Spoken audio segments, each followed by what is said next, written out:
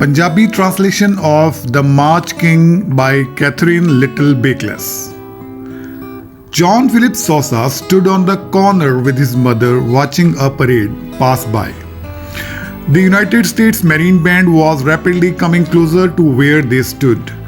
Philip jumped up and down and cried excitedly, "Look, Mama, there's Papa now." Marching along in the brass section, Mr. Sosa looked very handsome. He winked as he went by. Philip grinned back. Philip loved bands, and the nation's capital was a fine place to hear them during the early 1860s. Washington was full of bands, and Philip loved them all. Now, with rapture in his eyes, he watched the Marine Band in all its glory, and as it disappeared down the street, he vowed to become a musician. John Philip Sousa ਆਪਣੀ ਮਾਂ ਦੇ ਨਾਲ ਇੱਕ ਕੋਨੇ ਵਿੱਚ ਖੜਾ ਲੰਘ ਰਹੀ ਪਰੇਡ ਨੂੰ ਦੇਖ ਰਿਹਾ ਸੀ। ਯੂਨਾਈਟਿਡ ਸਟੇਟਸ ਦਾ ਮੈਰੀਨ ਬੈਂਡ ਬੜੀ ਜਲਦੀ ਉਹਨਾਂ ਵੱਲ ਨੂੰ ਵੱਧਦਾ ਆ ਰਿਹਾ ਸੀ ਜਿੱਥੇ ਉਹ ਖੜੇ ਸਨ। ਫਿਲਿਪ ਉਤਸੁਕਤਾ ਨਾਲ ਟਪੂਸੀਆਂ ਮਾਰਦਾ ਹੋਇਆ ਆਪਣੀ ਮਾਂ ਨੂੰ ਕਹਿੰਦਾ ਹੈ, "ਦੇਖੋ ਮੰਮਾ, ਪਾਪਾ ਆ ਰਹੇ ਨੇ।" ਬੈਂਡ ਦੇ ਬਰਾਸ ਸੈਕਸ਼ਨ ਦੇ ਵਿੱਚ ਮਿਸਟਰ ਸੋਸਾ ਜਦੋਂ ਲੰਘ ਰਹੇ ਸਨ ਤਾਂ ਉਹ ਬੜੇ ਖੂਬਸੂਰਤ ਲੱਗ ਰਹੇ ਸਨ। ਉਹਨਾਂ ਨੇ ਕੋਲੋਂ ਲੰਘਦਿਆਂ ਹੋਇਆਂ ਆਪਣੀ ਅੱਖ ਦੱਬੀ। ਫਿਲਿਪ ਵੀ ਉਹਨਾਂ ਨੂੰ ਦੇਖ ਕੇ ਮੁਸਕਰਾਇਆ। ਫਿਲਿਪ ਨੂੰ ਬੈਂਡ ਬੜੇ ਚੰਗੇ ਲੱਗਦੇ ਸਨ ਤੇ 1860 ਦੇ ਸ਼ੁਰੂਆਤੀ ਦਸ਼ਕ ਦੇ ਵਿੱਚ ਦੇਸ਼ ਦੀ ਰਾਜਧਾਨੀ ਬਹੁਤ ਵਧੀਆ ਜਗ੍ਹਾ ਸੀ ਉਹਨਾਂ ਨੂੰ ਸੁਣਨ ਦੇ ਲਈ। ਵਾਸ਼ਿੰਗਟਨ ਵਿੱਚ ਬਹੁਤ ਸਾਰੇ ਬੈਂਡ ਸਨ ਤੇ ਫਿਲਿਪ ਨੂੰ ਉਹ ਸਾਰੇ ਹੀ ਬਹੁਤ ਚੰਗੇ ਲੱਗਦੇ ਸਨ। ਇਸ ਵੇਲੇ ਉਹ ਆਪਣੀਆਂ ਉਤਸੁਕ ਅੱਖਾਂ ਦੇ ਨਾਲ ਮੈਰੀਨ ਬੈਂਡ ਨੂੰ ਦੇਖ ਰਿਹਾ ਸੀ ਜਿਹੜਾ ਕਿ ਬੜੀ ਸ਼ਾਨ ਦੇ ਨਾਲ ਲੰਘ ਰਿਹਾ ਸੀ ਤੇ ਜਿਵੇਂ ਹੀ ਉਹ ਅੱਖਾਂ ਤੋਂ ਓਝਲ ਹੋਇਆ, ਫਿਲਿਪ ਨੇ ਕਸਮ ਖਾ ਲਈ ਕਿ ਉਹ ਇੱਕ ਸੰਗੀਤਕਾਰ ਬਣੇਗਾ। Soon, 7-year-old Philip started to attend a school of music in his neighborhood. He liked all his studies, but he particularly enjoyed learning to play the violin. It was not very long before he excelled in playing that instrument, for he was both talented and eager to learn. But Philip did not spend all time playing the violin. He loved to play baseball too, and that is why he got into trouble one evening when he was 11 years old. Every year, an evening concert was given by the music school. This year, Philip had been chosen to play a violin solo. For several months, he had been earning money by directing a small band, so the thought of playing in the concert did not make him the least bit nervous, and because he did not feel nervous, he did a foolish thing. ਜਲਦੀ ਹੀ 7 ਸਾਲਾਂ ਦੇ Philip ਨੇ ਆਪਣੇ ਘਰ ਦੇ ਕੋਲ ਹੀ ਇੱਕ music school ਦੇ ਵਿੱਚ ਦਾਖਲਾ ਲੈ ਲਿਆ। ਉਸਨੂੰ ਸਭ ਕੁਝ ਪੜ੍ਹਨਾ ਚੰਗਾ ਲੱਗਦਾ ਸੀ, ਪਰ ਵਾਇਲਨ ਵਜਾਉਣੀ ਸਿੱਖਣਾ ਉਸਨੂੰ ਸਭ ਤੋਂ ਚੰਗਾ ਲੱਗਦਾ ਸੀ ਤੇ ਉਸਨੂੰ ਬਹੁਤਾ ਸਮਾਂ ਨਾ ਲੱਗਿਆ ਇਸ ਇਨਸਟਰੂਮੈਂਟ ਵਿੱਚ ਮਹਾਰਤ ਹਾਸਲ ਕਰਨ ਦੇ ਲਈ। ਇਸ ਦਾ ਕਾਰਨ ਇਹ ਸੀ ਕਿ ਜਿੱਥੇ ਉਹ ਹੁਸ਼ਿਆਰ ਸੀ ਉੱਥੇ ਉਹਦੇ ਵਿੱਚ ਸਿੱਖਣ ਦੀ ਜਿਗਿਆਸਾ ਵੀ ਸੀ। ਪਰ ਫਿਲਿਪ ਸਾਰਾ ਦਿਨ ਵਾਇਲਨ ਵਜਾਉਣ ਵਿੱਚ ਨਹੀਂ ਲਗਾਉਂਦਾ ਸੀ। ਉਸਨੂੰ ਬੇਸਬਾਲ ਖੇਡਣਾ ਵੀ ਚੰਗਾ ਲੱਗਦਾ ਸੀ ਤੇ ਇਸੇ ਕਰਕੇ 11 ਸਾਲ ਦੀ ਉਮਰ ਵਿੱਚ ਉਹ ਇੱਕ ਸ਼ਾਮ ਨੂੰ ਇੱਕ ਪ੍ਰੋਬਲਮ ਵਿੱਚ ਫਸ ਗਿਆ। ਹਰ ਸਾਲ ਮਿਊਜ਼ਿਕ ਸਕੂਲ ਦੇ ਵਿੱਚ ਇੱਕ ਸ਼ਾਮ ਦਾ ਸੰਗੀਤ ਸੰਮੇਲਨ ਕਰਵਾਇਆ ਜਾਂਦਾ ਸੀ।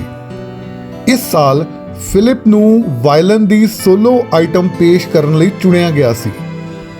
ਕਿੰਨੇ ਹੀ ਮਹੀਨਿਆਂ ਤੋਂ ਉਹ ਇੱਕ ਛੋਟੇ ਬੈਂਡ ਨੂੰ ਡਾਇਰੈਕਸ਼ਨਸ ਦੇ ਕੇ ਪੈਸੇ ਕਮਾ ਰਿਹਾ ਸੀ। ਇਸੇ ਕਰਕੇ ਸੰਮੇਲਨ ਦੇ ਵਿੱਚ ਵਾਇਲਨ ਵਜਾਉਣ ਦੇ ਖਿਆਲ ਨੇ ਉਸ ਨੂੰ ਬਿਲਕੁਲ ਵੀ ਨਰਵਸ ਨਹੀਂ ਕੀਤਾ ਅਤੇ ਕਿਉਂਕਿ ਉਹ ਨਰਵਸ ਨਹੀਂ ਸੀ ਇਸ ਲਈ ਉਸਨੇ ਇੱਕ ਬੇਵਕੂਫੀ ਕਰ ਦਿੱਤੀ। On the very day of the concert, Philip pitched a game of baseball. He was tired and puffing as he came dashing home at supper time.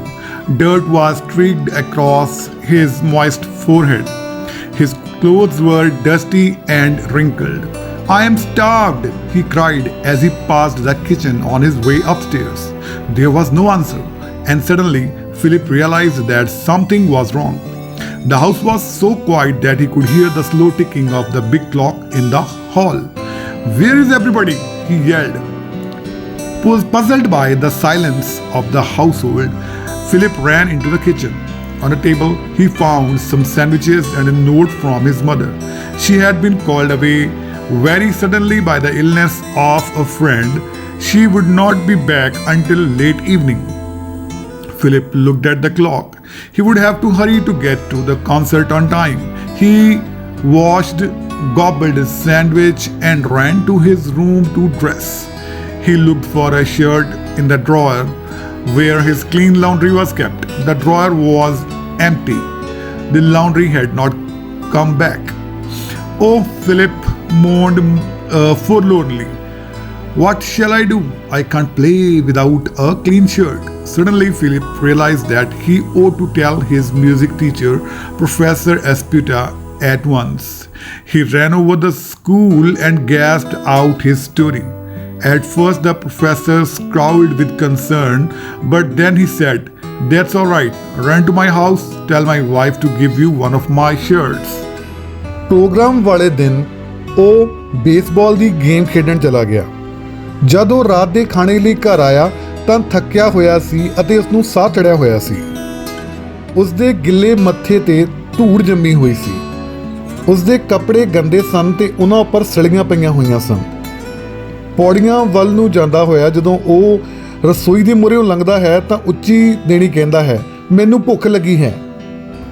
ਅੱਗਿਓਂ ਕੋਈ ਜਵਾਬ ਨਹੀਂ ਆਉਂਦਾ। ਫਿਲਿਪ ਨੂੰ ਅਚਾਨਕ ਅਹਿਸਾਸ ਹੁੰਦਾ ਹੈ ਕਿ ਕੁਝ ਗੜਬੜ ਹੈ। ਘਰ ਵਿੱਚ ਇੰਨੀ ਸ਼ਾਂਤੀ ਸੀ ਕਿ ਹਾਲ ਵਿੱਚ ਲੱਗੀ ਵੱਡੀ ਘੰਟੀ ਦੀ ਸੂਈ ਦੀ ਆਵਾਜ਼ ਵੀ ਉਸ ਨੂੰ ਸੁਣ ਰਹੀ ਸੀ। ਉਹ ਚੀਖ ਕੇ ਬੋਲਿਆ, "ਕਿੱਥੇ ਨੇ ਸਭ?" ਘਰ ਦੀ ਸ਼ਾਂਤੀ ਤੋਂ ਬੌਂਦਲਿਆ ਹੋਇਆ ਫਿਲਿਪ ਭੱਜ ਕੇ ਰਸੋਈ 'ਚ ਜਾਂਦਾ ਹੈ। ਉਸ ਨੂੰ ਟੇਬਲ 'ਤੇ ਕੁਝ ਸੈਂਡਵਿਚ ਪਏ ਹੋਏ ਮਿਲਦੇ ਹਨ ਤੇ ਨਾਲ ਹੀ ਇੱਕ ਨੋਟ ਮਿਲਦਾ ਹੈ ਜਿਹੜਾ ਉਸ ਦੀ ਮਾਂ ਨੇ ਲਿਖਿਆ ਹੈ। ਉਸ ਦੀ ਮਾਂ ਨੂੰ ਆਪਣੀ ਕਿਸੇ ਬਿਮਾਰ ਦੋਸਤ ਨੂੰ ਦੇਖਣ ਲਈ ਅਚਾਨਕ ਜਾਣਾ ਪਿਆ ਤੇ ਉਹ ਦੇਰ ਸ਼ਾਮ ਤੱਕ ਵਾਪਸ ਨਹੀਂ ਆਏਗੀ। ਫਿਲਿਪ ਘੜੀ ਵੱਲ ਦੇਖਦਾ ਹੈ। ਉਸ ਨੂੰ ਸੰਮੇਲਨ ਵਿੱਚ ਪਹੁੰਚਣ ਲਈ ਜਲਦੀ ਕਰਨੀ ਪਵੇਗੀ। ਉਸਨੇ ਹੱਥ ਧੋਤੇ, ਇੱਕ ਸੈਂਡਵਿਚ ਲਿਆ, ਆਪਣੇ ਮੂੰਹ ਵਿੱਚ ਪਾਇਆ ਅਤੇ ਦੌੜ ਕੇ ਆਪਣੇ ਕਮਰੇ ਵਿੱਚ ਚਲਾ ਗਿਆ ਤਿਆਰ ਹੋਣ ਦੇ ਲਈ। ਜਿਸ ਡਰਾਅਰ ਵਿੱਚ ਉਸਦੇ ਸਾਫ਼ ਕੱਪੜੇ ਪਏ ਹੁੰਦੇ ਹਨ ਉਹ ਉਸ ਵਿੱਚ ਇੱਕ ਸ਼ਰਟ ਲੱਭਣ ਲੱਗ ਪੈਂਦਾ ਹੈ, ਪਰ ਉਹ ਡਰਾਅਰ ਖਾਲੀ ਸੀ। ਕੱਪੜੇ ਧੋ ਕੇ ਅਜੇ ਵਾਪਸ ਨਹੀਂ ਆਏ ਸਨ। ਉਹ ਲਾਚਾਰ ਹੋਇਆ ਕਹਿੰਦਾ ਹੈ, "ਓਹ, ਹੁਣ ਮੈਂ ਕੀ ਕਰਾਂ? ਮੈਂ ਇੱਕ ਸਾਫ਼ ਕਮੀਜ਼ ਪਾਏ ਬਿਨਾਂ ਵਾਇਲਨ ਨਹੀਂ ਵਜਾ ਸਕਦਾ।" ਅਚਾਨਕ ਉਸ ਨੂੰ ਅਹਿਸਾਸ ਹੁੰਦਾ ਹੈ ਕਿ ਉਸ ਨੂੰ ਇਹ ਗੱਲ ਹੁਣੇ ਆਪਣੇ ਮਿਊਜ਼ਿਕ ਟੀਚਰ ਪ੍ਰੋਫੈਸਰ ਐਸਪਿਊਟਾ ਨੂੰ ਦੱਸਣੀ ਚਾਹੀਦੀ ਹੈ। ਉਹ ਭੱਜ ਕੇ ਸਕੂਲ ਨੂੰ ਜਾਂਦਾ ਹੈ ਤੇ ਜਾ ਕੇ ਆਪਣੀ ਕਹਾਣੀ ਸੁਣਾਉਂਦਾ ਹੈ। ਪਹਿਲਾਂ ਤਾਂ ਪ੍ਰੋਫੈਸਰ ਕੁਝ ਚਿੰਤਿਤ ਹੁੰਦਾ ਹੈ ਤੇ ਫਿਰ ਉਹ ਬੋਲਦਾ ਹੈ, "ਕੋਈ ਗੱਲ ਨਹੀਂ, ਤੂੰ ਮੇਰੇ ਘਰ ਚਲਾ ਜਾ। ਮੇਰੀ ਵਾਈਫ ਨੂੰ ਜਾ ਕੇ ਕਹੀਂ ਕਿ ਮੈਨੂੰ ਇੱਕ ਕਮੀਜ਼ ਦੇ ਦੇ।" Mrs. Esputa quickly fetched one of her husband's white shirts, but when Philip put it on, she began to explain, "Oh dear gracious!" The shirt was so large that Philip was almost lost in it. Hastily, Mrs. Esputa found a box of pins. In a twinkling, her nimble fingers pinned enough tucks in the shirt to make it fit Philip. They both heaved a big sigh of relief when the job was finished. Then, free from anxiety, Philip hurried back to the school. The concert finally began, and soon it was time for Philip also. He stood up, placed the violin under his chin, and raised his bow. With horror, he felt a pin pulling loose in the back of his shirt. But he recalled how many pins had been inserted in the shirt and thought, losing one won't matter. Philip started to play. At first, his right arm moved back and forth slowly, then more swiftly. Before long, the pins that were holding his collar pulled out. The loose, large shirt collar began to creep up the back of Philip's head. Then the unruly sleeves grew looser and longer. Suddenly, the shirt fell away from his neck. The audience began to laugh. In embarrassed confusion, Philip forgot what he was playing and stopped completely. The disaster so upset him that he rushed off the stage and sulked in a dark corner. Fighting back tears, he mumbled gloomily, "I wish I were dead." Mrs ਐਸਪਿਊਟਾ ਜਲਦੀ ਨਾਲ ਆਪਣੇ husband ਦੀ ਇੱਕ white ਕਮੀਜ਼ ਲੈ ਕੇ ਆ ਜਾਂਦੀ ਹੈ, ਪਰ ਜਿਵੇਂ ਹੀ ਫਿਲਿਪ ਉਸ ਸ਼ਰਟ ਨੂੰ ਪਾਉਂਦਾ ਹੈ ਤਾਂ ਮਿਸਿਸ ਐਸਪਿਊਟਾ ਦੇ ਮੂੰਹੋਂ ਨਿਕਲਦਾ ਹੈ, ਹੇ ਰੱਬਾ। ਉਹ ਕਮੀਜ਼ ਇੰਨੀ ਵੱਡੀ ਸੀ ਕਿ ਫਿਲਿਪ ਉਹਦੇ ਵਿੱਚ ਜਿਵੇਂ ਗਵਾਚ ਗਿਆ ਸੀ। ਕਾਲੀ ਕਾਲੀ ਵਿੱਚ ਮਿਸਿਸ ਐਸਪਿਊਟਾ ਇੱਕ ਡੱਬਾ ਲੈ ਕੇ ਆਉਂਦੀ ਹੈ ਜਿਹਦੇ ਵਿੱਚ ਕਿੰਨੀਆਂ ਸਾਰੀਆਂ ਪਿੰਸ ਹੁੰਦੀਆਂ ਹਨ, ਤੇ ਦੇਖਦੇ ਹੀ ਦੇਖਦਿਆਂ ਉਸਨੇ ਉਹ ਸਾਰੀਆਂ ਪਿੰਸ ਸ਼ਰਟ ਦੇ ਉੱਪਰ ਇਸ ਤਰੀਕੇ ਨਾਲ ਲਗਾਤੀਆਂ ਕਿ ਉਹ ਫਿਲਿਪ ਦੇ ਉੱਪਰ ਬਿਲਕੁਲ ਫਿੱਟ ਆ ਗਈ। ਇਹ ਸਾਰਾ ਕੰਮ ਹੋਣ ਤੋਂ ਬਾਅਦ ਉਹਨਾਂ ਦੋਨਾਂ ਨੇ ਸੁੱਖ ਦਾ ਸਾਹ ਲਿਆ ਤੇ ਫਿਰ ਨਿਸ਼ਚਿੰਤ ਹੋ ਕੇ ਫਿਲਿਪ ਸਕੂਲ ਨੂੰ ਵਾਪਸ ਚਲਾ ਗਿਆ ਤੇ ਫਿਰ ਪ੍ਰੋਗਰਾਮ ਸ਼ੁਰੂ ਹੋ ਗਿਆ ਤੇ ਜਲਦੀ ਹੀ ਫਿਲਿਪ ਦੀ ਵਾਰੀ ਵੀ ਆ ਗਈ। ਉਹ ਖੜਾ ਹੋਇਆ, ਉਸਨੇ ਵਾਇਲਨ ਆਪਣੀ ਠੋਡੀ ਦੇ ਥੱਲੇ ਟਿਕਾਈ ਤੇ ਆਪਣੇ ਭਰਵੱਟਿਆਂ ਨੂੰ ਚੱਕਿਆ। ਉਸਨੂੰ ਆਪਣੀ ਕਮੀਜ਼ ਦੇ ਪਿੱਛੇ ਇੱਕ ਖੁੱਲੀ ਹੋਈ ਪਿੰਨ ਨਜ਼ਰ ਆਈ ਤੇ ਉਹ ਡਰ ਗਿਆ, ਪਰ ਉਸਨੂੰ ਯਾਦ ਆਇਆ ਕਿ ਕਮੀਜ਼ ਦੇ ਵਿੱਚ ਤਾਂ ਬਹੁਤ ਸਾਰੀਆਂ ਪਿੰਸ ਲੱਗੀਆਂ ਹੋਈਆਂ ਹਨ, ਜੇ ਇੱਕ ਨਿਕਲ ਗਈ ਵੀ ਗਈ ਤਾਂ ਕੋਈ ਗੱਲ ਨਹੀਂ। ਫਿਲਿਪ ਵਾਇਲਨ ਵਜਾਉਣ ਲੱਗ ਪਿਆ। ਪਹਿਲਾਂ ਉਸਦੀ ਸੱਜੀ ਬਾਂਹ ਬੜੀ ਮੁਸ਼ਕਿਲ ਨਾਲ ਅੱਗੇ ਪਿੱਛੇ ਹੋ ਰਹੀ ਸੀ, ਫਿਰ ਉਹ ਆਰਾਮ ਨਾਲ ਘੁੰਮਣ ਲੱਗੀ।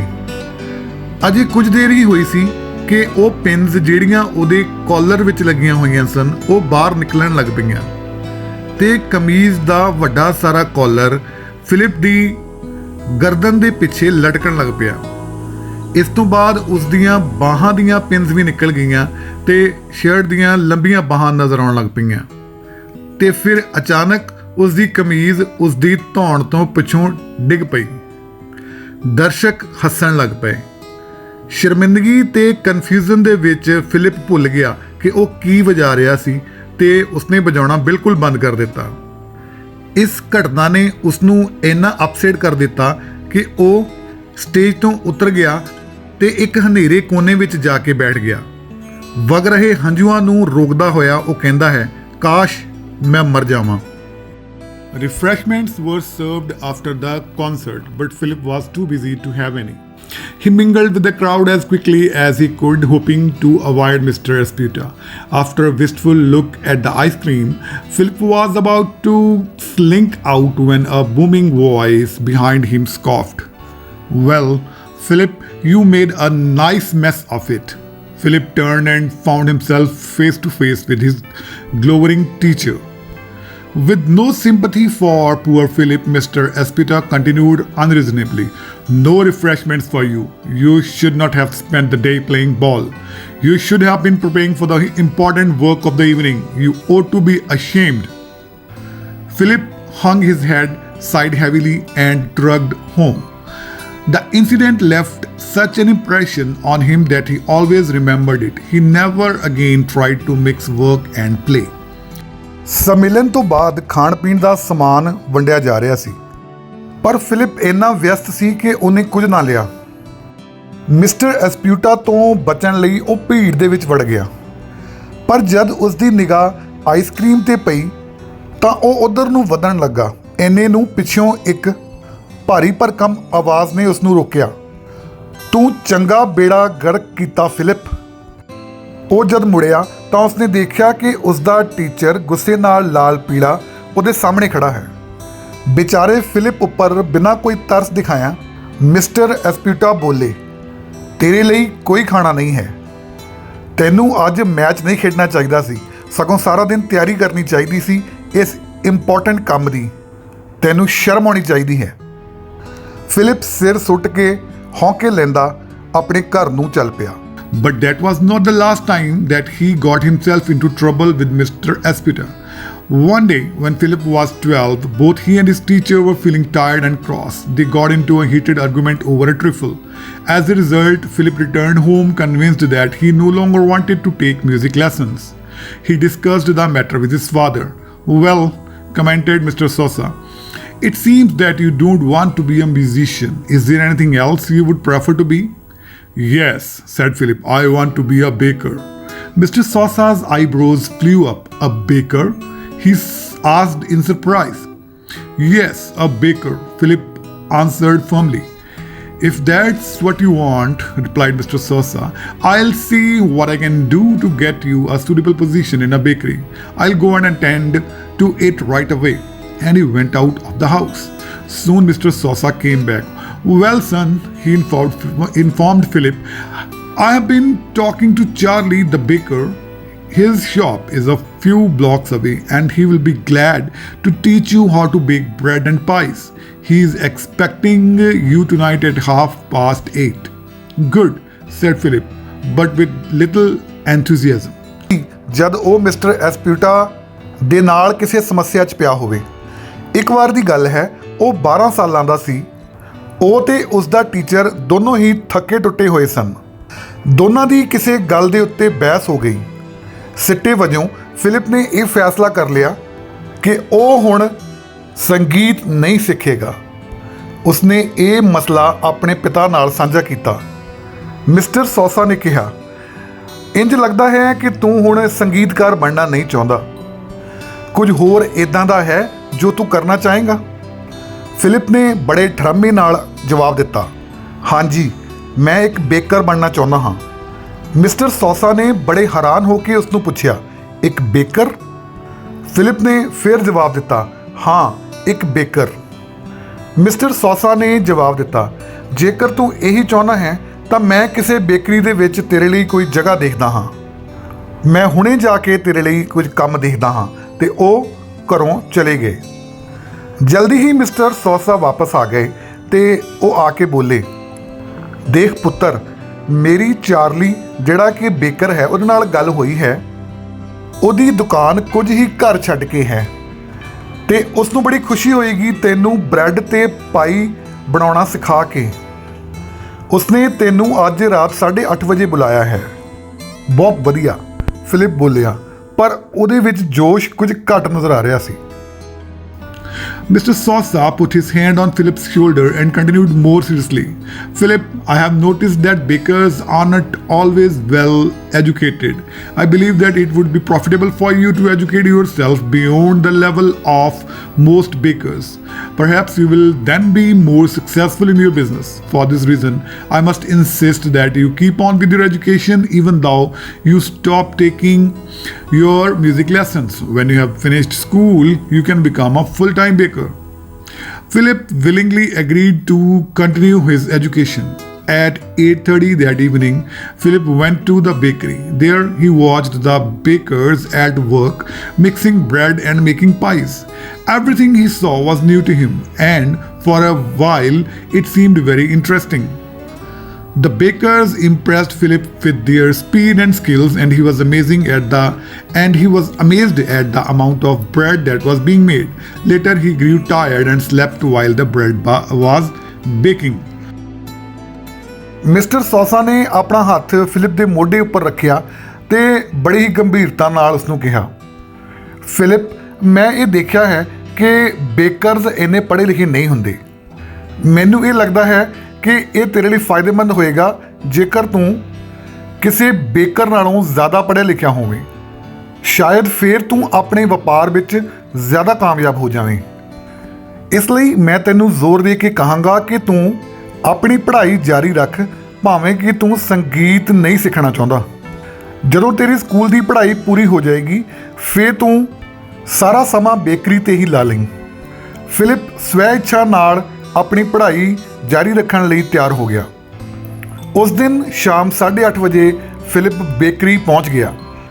ਉੱਥੇ ਉਸਨੇ ਦੇਖਿਆ ਕਿ ਬੇਕਰਜ਼ ਬ੍ਰੈਡ ਅਤੇ ਪਾਈ ਬਣਾਉਣ ਦਾ ਕੰਮ ਕਰ ਰਹੇ ਸਨ। ਉਸਨੇ ਉੱਥੇ ਜੋ ਵੀ ਦੇਖਿਆ ਇਹ ਸਭ ਉਹਦੇ ਲਈ ਨਵਾਂ ਸੀ ਤੇ ਕੁਝ ਦੇਰ ਲਈ ਉਸਨੂੰ ਇਹ ਸਾਰਾ ਕੰਮ ਬੜਾ ਦਿਲਚਸਪ ਲੱਗਿਆ। ਜਿਸ ਤੇਜ਼ੀ ਨਾਲ ਬੇਕਰ ਕਰ ਰਹੇ ਸਨ ਉਸ ਨੂੰ ਦੇਖ ਕੇ ਫਿਲਿਪ ਬੜਾ ਪ੍ਰਭਾਵਿਤ ਹੋਇਆ। ਉਹ ਇੰਨੀ ਸਾਰੀ ਬ੍ਰੈਡ ਬਣਦੀ ਦੇਖ ਕੇ ਬੜਾ ਹੈਰਾਨ ਸੀ। ਅਜੇ ਬ੍ਰੈਡ ਬਣ ਹੀ ਰਹੀ ਸੀ ਕਿ ਕੁਝ ਦੇਰ ਬਾਅਦ ਉਹ ਥੱਕ ਗਿਆ ਤੇ ਉਸ ਨੂੰ ਨੀਂਦ ਆ ਗਈ। Very early the next morning, Philip helped load off big bakery wagon. Then he went out with the driver to deliver the bread. By 8 o'clock he was through and went home to breakfast. Philip kept his agreement with his father and went to school that morning. After school, he did not feel like playing baseball. Too tired to do anything else, he went home and sat around until after supper. Then it was time to return to the bakery, where he spent another evening very much like the first. After helping with the morning delivery, he went to school again, but he was too tired to learn much. When evening came, he dejectedly dragged himself off for his third night of work at the bakery. Watching the bakers no longer seemed interesting. About midnight, the baker's baby started to cry. The baker's wife said to Philip, "Go upstairs and rock the cradle." Only half awake, poor Philip did as she requested. The cradle swam before Philip's sleepy eye as he began to rock it. In a twinkling, he had fallen asleep, ignoring the baby's loud yells.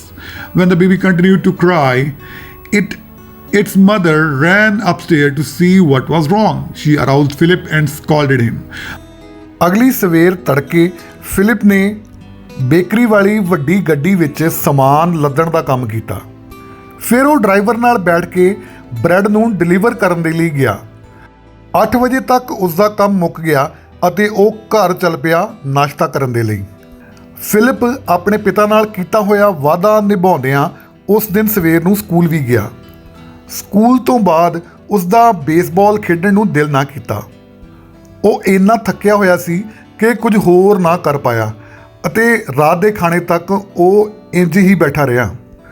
ਹੁਣ ਸਮਾਂ ਹੋ ਗਿਆ ਸੀ ਦੁਬਾਰਾ ਉਸੇ bakery 'ਚ ਜਾਣ ਦਾ ਅਤੇ ਉੱਥੇ ਉਹਦੀ ਅੱਜ ਦੀ ਸ਼ਾਮ ਵੀ ਕੱਲ੍ਹ ਵਾਲੀ ਸ਼ਾਮ ਦੇ ਵਾਂਗ ਹੀ ਲੰਘੀ। ਸਵੇਰੇ ਬ੍ਰੈਡ ਦੀ ਡਿਲੀਵਰੀ ਕਰਨ ਤੋਂ ਬਾਅਦ ਉਹ ਫੇਰ ਸਕੂਲ ਪਹੁੰਚ ਗਿਆ, ਪਰ ਉਹ ਇੰਨਾ ਥੱਕਿਆ ਹੋਇਆ ਸੀ ਕਿ ਜ਼ਿਆਦਾ ਨਾ ਪੜ੍ਹ ਪਾਇਆ। ਜਦ ਸ਼ਾਮ ਹੋਈ ਤਾਂ ਉਹ ਧੱਕੇ ਨਾਲ ਆਪਣੇ ਆਪ ਨੂੰ ਘਸੀੜਦਾ ਹੋਇਆ ਬੇਕਰੀ 'ਚ ਲੈ ਗਿਆ।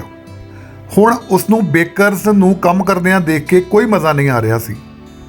ਕਰੀਬ ਅੱਧੀ ਰਾਤ ਨੂੰ ਬੇਕਰ ਦਾ ਬੱਚਾ ਉੱਚੀ ਉੱਚੀ ਰੋਣ ਲੱਗ ਪਿਆ। ਬੇਕਰ ਦੀ ਵਾਈਫ ਨੇ ਫਿਲਿਪ ਨੂੰ ਕਿਹਾ, "ਤੂੰ ਉੱਪਰ ਜਾ ਤੇ ਬੱਚੇ ਨੂੰ ਝੂਲਾ ਝੁਲਾ।" ਫਿਲਿਪ, ਜੋ ਕਿ ਅੱਧੀ ਨੀਂਦ 'ਚ ਸੀ ਇਸ ਵੇਲੇ, ਉਵੇਂ ਹੀ ਕਰਦਾ ਹੈ ਜਿਵੇਂ ਉਸ ਨੂੰ ਕਿਹਾ ਜਾਂਦਾ ਹੈ। ਝੂਲਾ ਫਿਲਿਪ ਦੀਆਂ ਅੱਖਾਂ ਦੇ ਮੂਹਰੇ ਘੁੰਮ ਰਿਹਾ ਸੀ। ਉਹ ਝੂਲੇ ਨੂੰ ਝੁਲਾ ਰਿਹਾ ਸੀ ਤੇ ਪਲਕ ਝਪਕਦਿਆਂ ਹੀ ਉਸ ਨੂੰ ਨੀਂਦ ਆ ਗਈ ਤੇ ਉਸ ਨੂੰ ਬੱਚੇ ਦਾ ਉੱਚੀ ਉੱਚੀ ਰੋਣਾ ਵੀ ਜਗਾ ਨਾ ਸਕਿਆ। ਜਦ ਬੱਚਾ ਰੋਣੋਂ ਨਾ ਹਟਿਆ ਤਾਂ ਉਸ ਦੀ ਮਾਂ ਭੱਜ ਕੇ ਉੱਪਰ ਆਈ।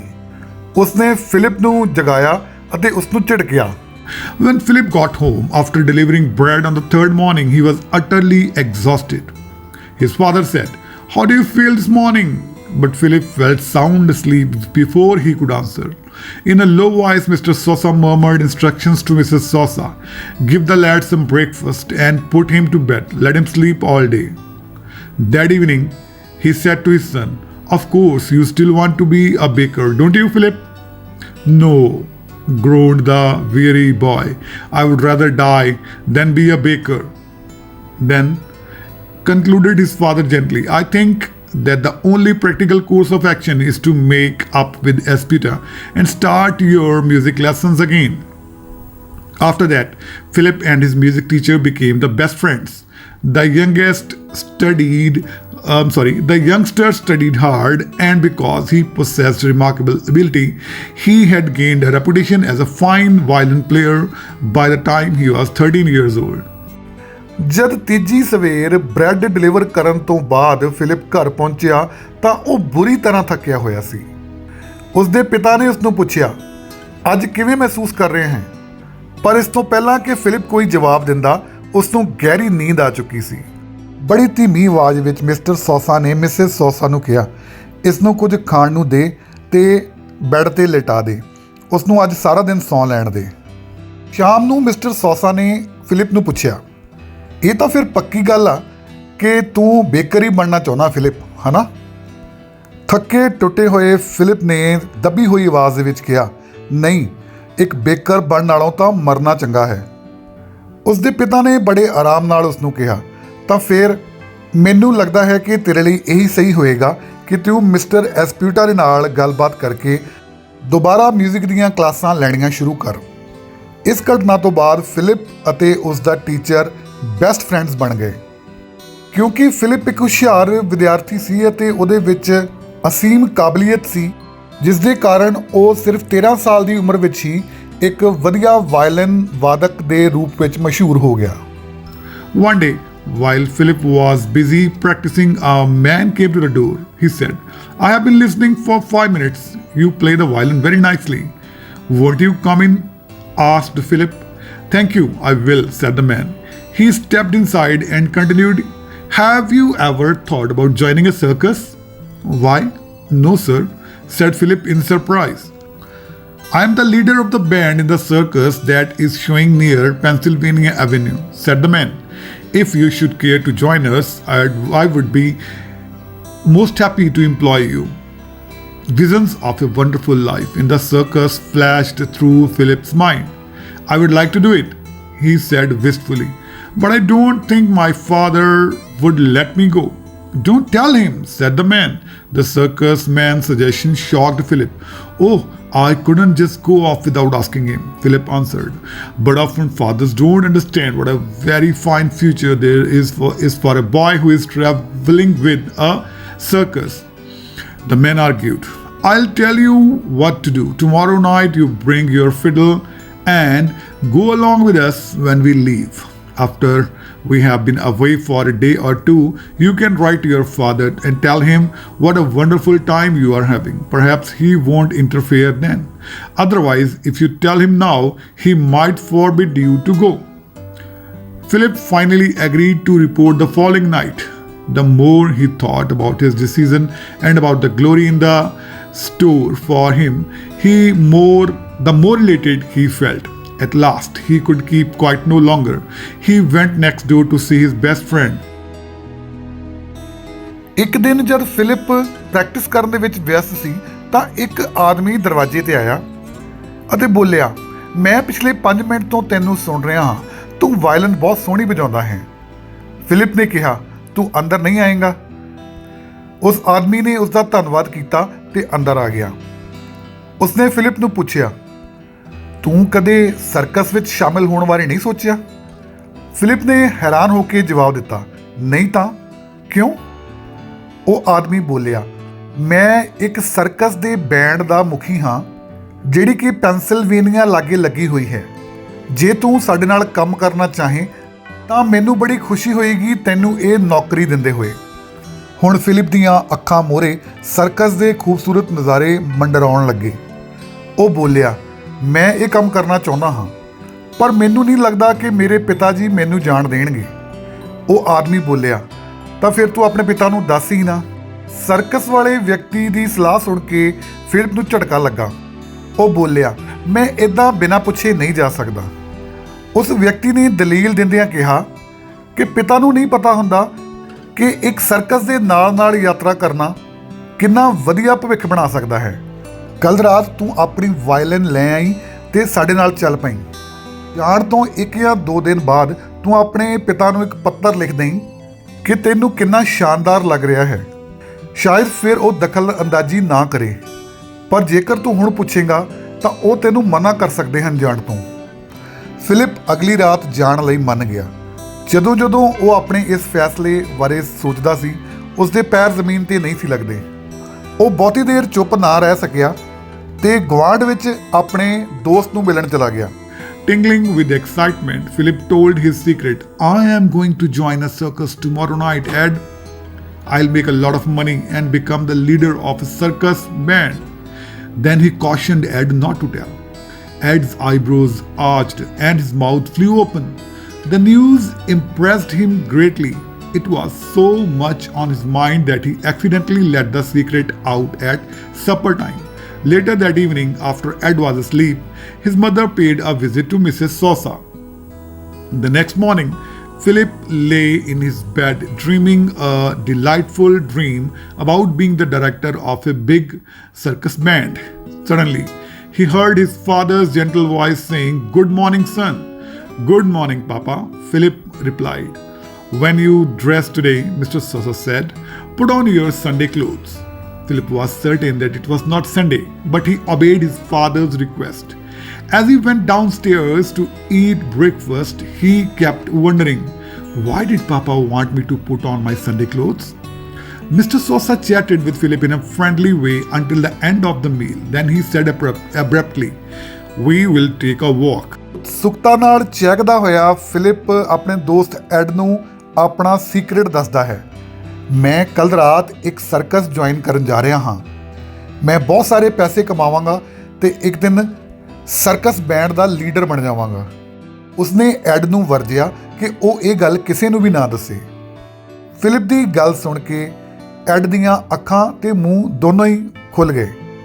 ਉਸਨੂੰ ਇਹ ਖਬਰ ਬੜੀ ਚੰਗੀ ਲੱਗੀ ਸੀ। ਇਹ ਗੱਲ ਉਸਦੇ ਦਿਮਾਗ 'ਤੇ ਇੰਨੀ ਛਾਈ ਹੋਈ ਸੀ ਕਿ ਰਾਤ ਦੇ ਖਾਣੇ ਸਮੇਂ ਉਸਦੇ ਕੋਲੋਂ ਇਹ ਗੱਲ ਆਪਣੇ ਘਰਦਿਆਂ ਨੂੰ ਦੱਸੀ ਗਈ। ਰਾਤ ਨੂੰ ਜਦ ਐਡ ਸੌਂ ਗਿਆ ਤਾਂ ਉਸਦੀ ਮਾਂ ਮਿਸਿਸ ਸੋਸਾ ਨੂੰ ਮਿਲਣ ਦੇ ਲਈ ਗਈ। ਅਗਲੀ ਸਵੇਰ ਫਿਲਿਪ ਆਪਣੇ ਬੈੱਡ ਦੇ ਉੱਪਰ ਲੇਟਿਆ ਹੋਇਆ ਇੱਕ ਵੱਡੇ ਸਰਕਸ ਬੈਂਡ ਦਾ ਡਾਇਰੈਕਟਰ ਬਣਨ ਦੇ ਸੁਪਨੇ ਲੈ ਰਿਹਾ ਸੀ। ਅਚਾਨਕ ਉਸਨੂੰ ਆਪਣੇ ਪਿਤਾ ਦੀ ਆਵਾਜ਼ ਸੁਣਾਈ ਦਿੱਤੀ, ਗੁੱਡ ਮਾਰਨਿੰਗ ਬੇਟਾ। ਉਸਨੇ ਜਵਾਬ ਦਿੱਤਾ, ਗੁੱਡ ਮਾਰਨਿੰਗ ਪਾਪਾ। ਮਿਸਟਰ ਸੋਸਾ ਬੋਲੇ, ਅੱਜ ਨਵੇਂ ਕੱਪੜੇ ਪਾ ਕੇ ਤਿਆਰ ਹੋ ਜਾਵੀਂ। ਫਿਲਿਪ ਨੂੰ ਪੱਕਾ ਪਤਾ ਸੀ ਕਿ ਅੱਜ ਐਤਵਾਰ ਨਹੀਂ ਹੈ ਜੋ ਨਵੇਂ ਕੱਪੜੇ ਪਾ ਕੇ ਕਿਤੇ ਜਾਣਾ ਹੋਵੇ, ਪਰ ਉਸਨੇ ਉਵੇਂ ਕੀਤਾ ਜਿਵੇਂ ਉਸਦੇ ਪਿਤਾ ਨੇ ਉਸਨੂੰ ਕਿਹਾ ਸੀ। ਖਾਣੇ ਦੇ ਟੇਬਲ 'ਤੇ ਬੈਠਾ ਫਿਲਿਪ ਇਹੀ ਸੋਚੀ ਜਾ ਰਿਹਾ ਸੀ ਕਿ ਪਾਪਾ ਨੇ ਮੈਨੂੰ ਨਵੇਂ ਕੱਪੜੇ ਪਾਉਣ ਲਈ ਕਿਉਂ ਕਿਹਾ ਹੈ ਅੱਜ। ਮਿਸਟਰ ਸੋਸਾ ਉਹਦੇ ਨਾਲ ਬੜੇ ਦੋਸਤਾਨਾ ਤਰੀਕੇ ਨਾਲ ਗੱਲ ਕਰ ਰਹੇ ਸਨ। ਖਾਣਾ ਖਤਮ ਹੋਣ 'ਤੇ ਉਹ ਬੋਲੇ, ਅਸੀਂ ਸੈਰ ਲਈ ਜਾਵਾਂਗੇ। They had walked only a few blocks when Philip realized that they were headed toward the United States Marine Barracks. The boy wondered why his father was taking him there.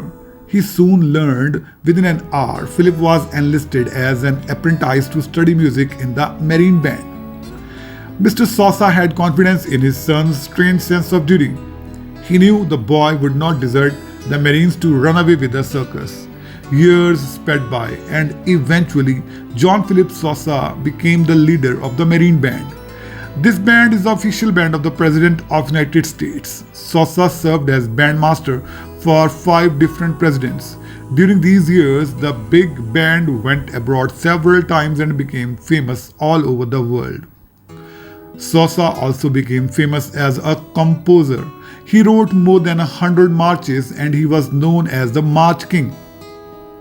He wrote one of his finest marches for a special occasion. The Washington Post, a newspaper that is published in the nation's capital, held an essay contest.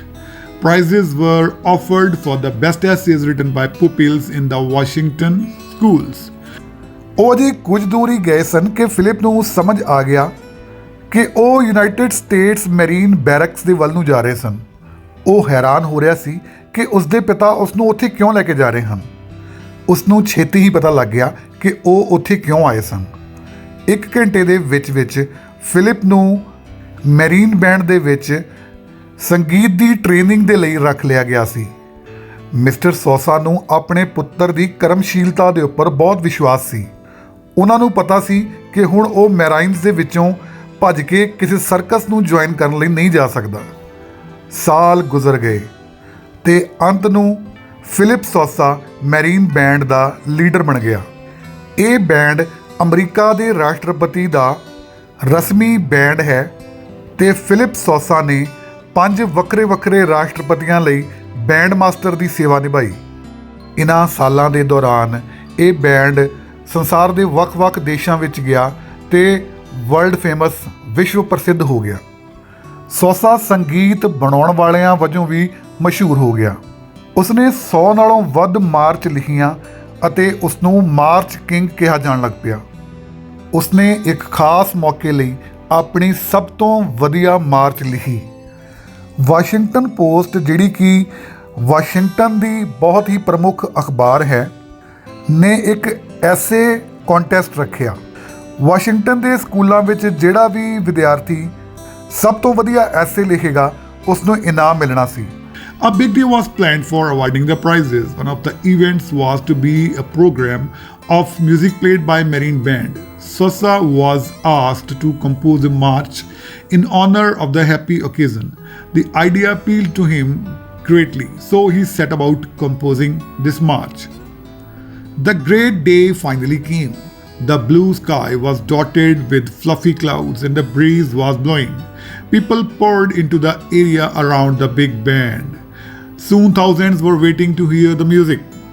The children of Washington had been looking forward to this day for a long time, and nearly all of them were there. The trees around the bandstand were filled with boys who had climbed up to get a good view of the famous March King. After the Washington Post March was played, everybody applauded wildly. The boys in the trees listened and watched with sparkling eyes. As they applauded, perhaps some of them vowed to become musicians, just as John Philip Sosa had done many years ago. ਇਨਾਮ ਦੇਣ ਲਈ ਇੱਕ ਬੜਾ ਵੱਡਾ ਸਮਾਰੋਹ ਰੱਖਿਆ ਗਿਆ। ਇਸ ਸਮਾਰੋਹ ਦੇ ਵਿੱਚ ਮੈਰੀਨ ਬੈਂਡ ਦਾ ਸੰਗੀਤ ਪ੍ਰੋਗਰਾਮ ਵੀ ਸ਼ਾਮਿਲ ਸੀ। ਇਸ ਖੁਸ਼ੀ ਭਰੇ ਮੌਕੇ ਲਈ ਸੋਸਾ ਨੂੰ ਇੱਕ ਮਾਰਚ ਕੰਪੋਜ਼ ਕਰਨ ਲਈ ਕਿਹਾ ਗਿਆ। ਉਸ ਨੂੰ ਇਹ ਵਿਚਾਰ ਚੰਗਾ ਲੱਗਿਆ ਤੇ ਉਸਨੇ ਇੱਕ ਮਾਰਚ ਤਿਆਰ ਕਰ ਲਈ। ਉਹ ਮਹਾਨ ਦਿਨ ਆ ਗਿਆ। ਨੀਲੇ ਅਸਮਾਨ ਦੇ ਵਿੱਚ ਹਲਕੇ ਹਲਕੇ ਬੱਦਲ ਸਨ ਤੇ ਠੰਡੀ ਹਵਾ ਵਗ ਰਹੀ ਸੀ। ਇਲਾਕੇ ਦੇ ਲੋਕ ਉਸ ਬੈਂਡ ਦੇ ਆਲੇ ਦੁਆਲੇ ਇਕੱਠੇ ਹੋ ਗਏ ਸਨ। ਹਜ਼ਾਰਾਂ ਲੋਕ ਸੰਗੀਤ ਸੁਣਨ ਲਈ ਇੰਤਜ਼ਾਰ ਕਰ ਰਹੇ ਸਨ। ਵਾਸ਼ਿੰਗਟਨ ਸ਼ਹਿਰ ਦੇ ਬੱਚੇ ਇਸ ਦਿਨ ਦਾ ਇੰਤਜ਼ਾਰ ਲੰਬੇ ਸਮੇਂ ਤੋਂ ਕਰ ਰਹੇ ਸਨ ਤੇ ਲਗਭਗ ਸਾਰੇ ਹੀ ਉੱਥੇ ਸਨ। ਲੜਕੇ ਤਾਂ ਦਰਖਤਾਂ ਦੇ ਉੱਪਰ ਵੀ ਚੜ੍ਹੇ ਹੋਏ ਸਨ ਤਾਂ ਕਿ ਉਹ ਮਸ਼ਹੂਰ ਮਾਰਚ ਕਿੰਗ ਨੂੰ ਚੰਗੀ ਤਰ੍ਹਾਂ ਦੇਖ ਸਕਣ। ਜਦੋਂ ਵਾਸ਼ਿੰਗਟਨ ਪੋਸਟ ਮਾਰਚ ਵਜਾਈ ਗਈ, ਹਰ ਕਿਸੇ ਨੇ ਬੜੇ ਸ਼ਾਨਦਾਰ ਤਰੀਕੇ ਨਾਲ ਇਸ ਦੀ ਸਰਾਹਨਾ ਕੀਤੀ। ਦਰਖਤਾਂ 'ਤੇ ਚੜ੍ਹੇ ਹੋਏ ਲੜਕੇ ਅੱਖਾਂ ਵਿੱਚ ਇੱਕ ਚਮਕ ਲੈ ਕੇ ਦੇਖ ਤੇ ਸੁਣ ਰਹੇ ਸਨ। ਤਾੜੀਆਂ ਮਾਰਦੇ ਹੋਏ ਉਹਨਾਂ ਦੇ ਵਿੱਚੋਂ ਬਹੁਤ ਸਾਰਿਆਂ ਦੇ ਮਨਾਂ ਵਿੱਚ ਸ਼ਾਇਦ ਸੰਗੀਤਕਾਰ ਬਣਨ ਦਾ ਖਿਆਲ ਆ ਰਿਹਾ ਹੋਵੇ, ਬਿਲਕੁਲ ਉਸੇ ਤਰ੍ਹਾਂ ਜਿਸ ਤਰ੍ਹਾਂ ਜੌਨ ਫਿਲਿਪ ਸੋਸਾ ਨੂੰ ਕਿੰਨੇ ਸਾਲ ਪਹਿਲਾਂ ਆਇਆ ਸੀ।